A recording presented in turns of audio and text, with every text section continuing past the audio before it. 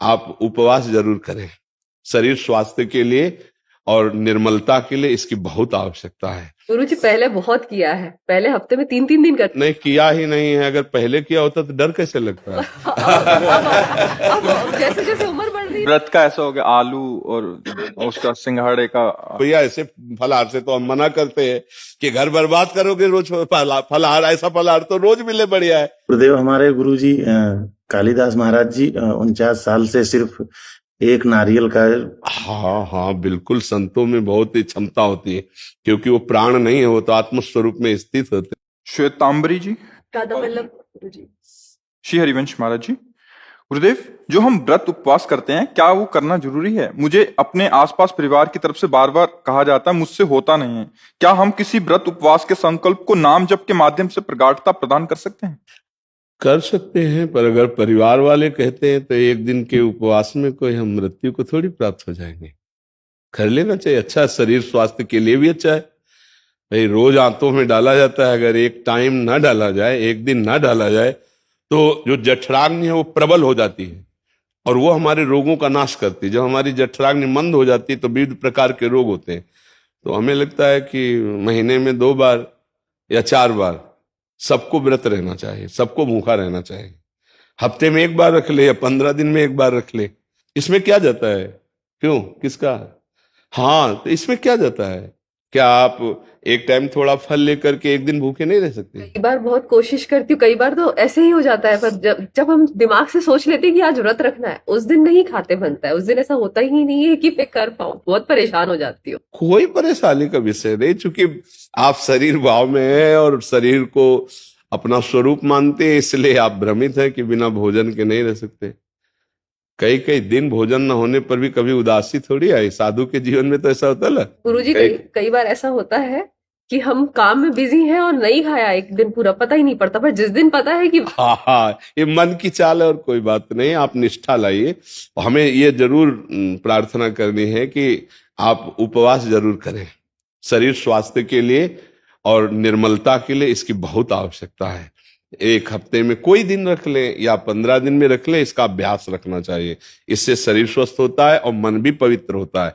जब ये भूख का कष्ट होता है ना, तो फिर मन के पाप नष्ट होते हैं। उपवास के द्वारा बहुत जल्दी पाप नष्ट होते हैं। भगवान शिव की प्राप्ति के लिए माताजी ने सूखे पत्ते खाना प्रारंभ कर दिया, तभी अपर्णा नाम पड़ा। बिल्व के पत्र जो सूखे गिरते थे वही उठा के पा लेती, रात दिन भजन करती, तो शिव जी मिल गए। तो देखो, अगर कष्ट सहोगी तो कष्टों का नाश हो जाएगा। जो आगामी आने वाले कष्ट हैं उनसे लड़ने के लिए आपके पास पावर हो जाएगा। व्रत है, नाम जप है, तीर्थयाटन है, साधु सेवा है, गौ सेवा, ये आपके पास सुकृत है। ये आपके पास वो बल है जिससे आप लड़ सकते हो जगत में। अब लोग जो है पापाचरण करते, धर्म करते नहीं, तो नष्ट भ्रष्ट होते चले जाते। 4 दिन ऐसे चमके मिटिया मेट हो गया। धर्म करो तो धीरे धीरे आप बलवान बन जाओगे। आप अभ्यास कर लीजिए, आप इसमें कोई कठिन बात नहीं है। क्यों, 15 दिन में 1 दिन को उपवास के लिए शाम टाइम कुछ पा लीजिए, सुबह थोड़ा जल पी लीजिए। उपवास करके ये बहुत अच्छा लगता है। गुरुजी पहले बहुत किया है, पहले हफ्ते में 3-3 दिन करते। नहीं किया ही नहीं है। अगर पहले किया होता तो डर कैसे लगता है। अब जैसे जैसे उम्र बढ़ रही है भाई व्रत का ऐसा हो गया, आलू और उसका सिंघाड़े का। हाँ नहीं, आजकल तो व्रत क्या होता है, एक मनोरंजन हो जाता है। नहीं, वो व्रत नहीं रहना चाहिए। वो व्रत हम नहीं कह रहे भाई। ऐसे तो रोटी दाल से काम चल जाएगा। वो जो कूटू होता है बड़ा महंगा होता है, कूटू की पूड़ी, हाँ, और सिंघाड़े का हलवा, ऐसे नहीं। और वो समाज के चावल की खीर, ये सब महंगी चीजें हैं। और अंगूर और सेव संतरा, भैया ऐसे फलाहार से तो हम मना करते हैं कि घर बर्बाद करोगे रोज फलाहार। ऐसा फलाहार तो रोज मिले बढ़िया है। फलाहार का मतलब होता है आज हम व्रत हैं तो 12 बजे तक तो कुछ खाया पिया नहीं। 12 बजे थोड़ा जल पी लिया और शाम के 4 बजे कुछ फल आदि थोड़ा सा डाल लिया और बस रात्रि में कुछ नहीं लिया। या शाम के जैसे थोड़ा मीठा है, दूध है, ऐसे कुछ सात्विक थोड़ा प्राण पोषण के लिए। एक दिन में कोई मर थोड़ी जाएगा। और दूसरे दिन फिर प्रातःकालीन प्रभु को भोग लगा करके फिर अन्न प्रसाद पा ले। होता वही है कई जगह कि हम पूरा दिन फ्रूट खाते रहते हैं, घर वाले बोलते हैं फ्रूट खा के रख लो, तो ऐसा व्रत का मतलब ही क्या हुआ? नहीं, वही हम कह रहे हैं, ऐसे व्रत का मतलब नहीं है। खाना खा लो, हाँ, उससे तो अच्छा 2 रोटी और दाल खा के नाम जप करो, बढ़िया है। इधर उधर की सामग्री से तो अच्छा है। नहीं, गुरुदेव हमारे गुरुजी कालिदास महाराज जी 49 साल से सिर्फ एक नारियल का हाँ हाँ बिल्कुल, संतों में बहुत ही क्षमता होती है, क्योंकि वो प्राण नहीं है, वो तो आत्मस्वरूप में स्थित होते हैं।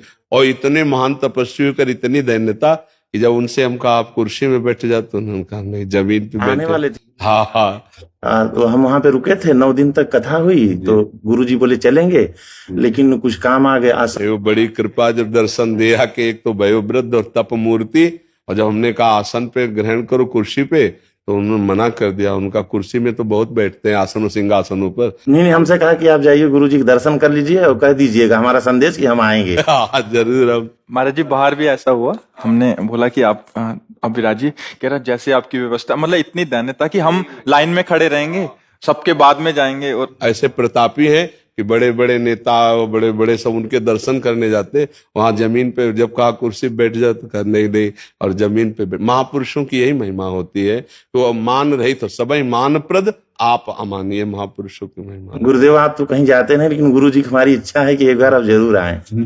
वृंदावन की सीमा के, ब्रज की सीमा के बाहर तो क्षेत्र संन्यास जो होता है ना, वो यही होता है।